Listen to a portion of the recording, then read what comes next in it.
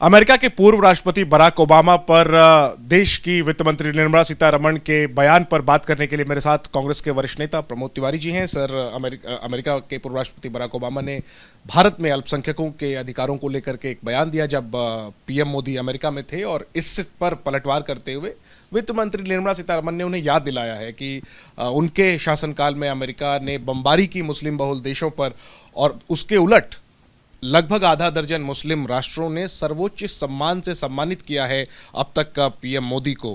कांग्रेस कैसे देखती है वित्त मंत्री के इस पलटवार? आज मुझे इस रहस्य का पता लग गया कि इस देश की अर्थव्यवस्था कैसे चौपट हुई जब हमारी माननीय वित्त मंत्री जी माइनॉरिटी और देश में फर्क नहीं कर पा रही। ओबामा साहब ने जो पत्र लिखा था उसमें माइनॉरिटी के साथ जो असहिष्णुता यहाँ हो रही, माइनॉरिटी को यहाँ पे जिस ढंग से न्याय नहीं मिल रहा है, उस पर उन्होंने कहा था अगर मैं होता राष्ट्रपति तो ये सवाल पूछता। और निर्मला जी कहाँ ले गई उसे? उन राष्ट्रों में जहाँ मुस्लिम माइनॉरिटी में नहीं है, मेजॉरिटी में। ये दो देशों के बीच में युद्ध हो सकता है, और जब दो देशों के बीच में युद्ध होगा तो वहाँ माइनॉरिटी मेजॉरिटी नहीं, दो देश होते हैं। हम युद्ध के खिलाफ हैं, हम युद्ध को विकल्प नहीं मानते हैं।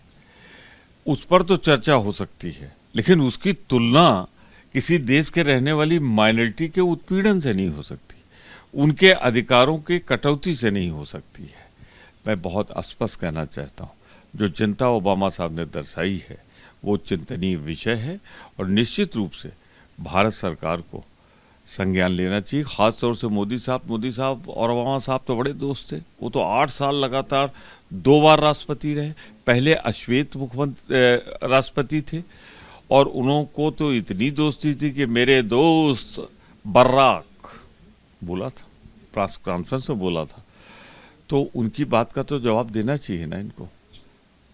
सर, प्रधानमंत्री लौटे हैं विदेश यात्रा करके अमेरिका, और इसके बाद मिस्र की यात्रा करके, और उसके बाद मणिपुर की स्थिति की समीक्षा के लिए गृहमंत्री के साथ उन्होंने बैठक की है। और गृहमंत्री ने जो ऑल पार्टी मीटिंग हुई थी मणिपुर के मुद्दे पर, मुख्यमंत्री से भी गृहमंत्री मिले, मणिपुर के तमाम डेवलपमेंट की रिपोर्ट प्रधानमंत्री को की है गृहमंत्री ने। क्या पहले तो जब प्रधानमंत्री दौरों से लौट के आते थे तो वो सदन को अवगत कराते थे क्या हुई। ये परंपरा मोदी जी ने छोड़ दी। विपक्षी दलों को विश्वास में लेते थे, वो भी छोड़ दी। अब चलिए गृहमंत्री जी को बुलाया है, मुझे उम्मीद है कि गृहमंत्री जी ने बात की होगी। पर एक सवाल का जवाब मैं ढूंढ रहा हूं, मुझे नहीं मिल पा रहा है कि इस देश के एक सीमांत राज्य मणिपुर में 100 से ज्यादा जानें चली गई हैं, केंद्रीय मंत्रियों के घर जला दिए गए, प्रदेश के मंत्रियों के घर जला दिए गए, दोनों तरफ से राइफलें निकल आई हैं, स्ट्रीट फाइट जारी है। इसी को सिविल वॉर कहते हैं। और उसके बाद भी हमारे देश के आदरणीय प्रधानमंत्री जी एक बार अपील भी नहीं कर रहे हैं कि वहां शांति हो जाए। 10-10 दलों का प्रतिनिधिमंडल यहाँ बैठा रहता है, वो चाहता है कि हम सुझाव दें। उसमें इबोबी सिंह जैसा मुख्यमंत्री जो वरिष्ठतम है, उसके लिए समय नहीं उनके पास। क्या इसलिए कि जो सीमा हमारी म्यांमार की जुड़ी हुई है, उसके थ्रू जो हथियार आ रहे हैं, बहुत से हथियार जो निकल रहे हैं वो चीन से आ रहे हैं।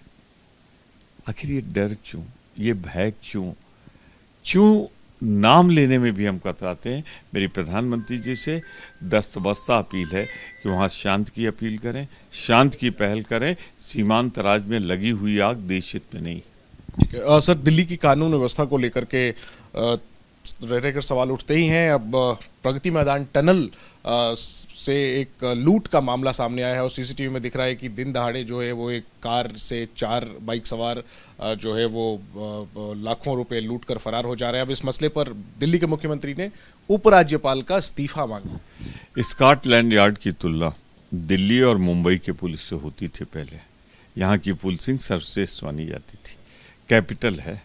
आज पॉलिटिकल कैपिटल को भाजपा सरकार ने क्राइम कैपिटल में तब्दील कर दिया गया।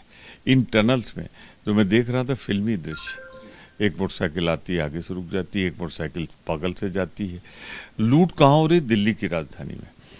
एक लड़का कहाँ मारा जाता है? दिन दहाड़े कॉलेज के सामने। बेटी का बलात्कार होता है, माँ घर में रहती है। चक्कूबाजी, छुरेबाजी ऐसे हो रही जैसे प्रैक्टिस की जा रही हो उसकी। दिन दहाड़े अपराध पर अपराध हो रहे हैं, और आज इसीलिए मैं कहता हूं जो पॉलिटिकल कैपिटल थी वो क्राइम कैपिटल बन गई है। क्या इसका असर जाता होगा? सारे दूतावास तो यही, देश की राजधानी के लोग, देश भर से लोग काम करते हैं, पूरे देश में क्या संदेश जाता हो?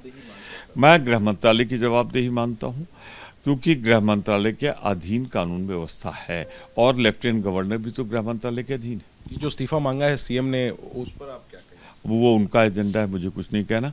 मुझे सिर्फ इतना कहना है कि सीधा सीधा मैं दोषारोपण गृह मंत्रालय पे करता हूं, जिसके हाथ में कानून है। आखिरी बात, आपकी सहयोगी शिवसेना ने अपने मुखपत्र में जो पटना बैठक हुई 23 तारीख को विपक्षी दलों की, उसको वैगनर ग्रुप कहा है। हालांकि उन्होंने इस भाव से कहा कि पुतिन की तरह मोदी की सत्ता भी जाएगी और वैगनर ग्रुप विजयी होगा, इस रूप में कहा। लेकिन वैगनर जो रूस का जो बागी ग्रुप है वो तो नाकाम हो गया, तो एक नाकाम ग्रुप को आपके सहयोगी विपक्षी गठबंधन का नाम दे रहे हैं। देखिए, विपक्षी गठबंधन हमारा है, शिवसेना के साथ है, महाराष्ट्र अघाड़ी के हम हिस्से हैं, पर उनका भाव क्या है मन का, वो मैं कैसे जान सकता हूँ? मैं इतना जरूर कह सकता हूँ कि उद्देश्य हमारा है, हम सब इकट्ठा हों, वोटों का बंटवारा लेके, महंगाई, बेरोजगारी, जिस तरीके से लोकतंत्र और लोकतांत्रिक संस्थाएं, देश के संविधान और संवैधानिक संस्थाओं की हत्या कर रही है भाजपा, पूरी तरीके से इस देश में कानून व्यवस्था खत्म कर रही है और एक तानाशाही का वातावरण ला रही है। हम उसके खिलाफ हैं, हम इसीलिए इकट्ठा हुए और हम चाहते हैं वो समाप्त हो। ठीक है, शुक्रिया बात करने के लिए। कैमरा पर्सन राजेंद्र सिंह के साथ जैनेन्द्र, एबीपी न्यूज, दिल्ली।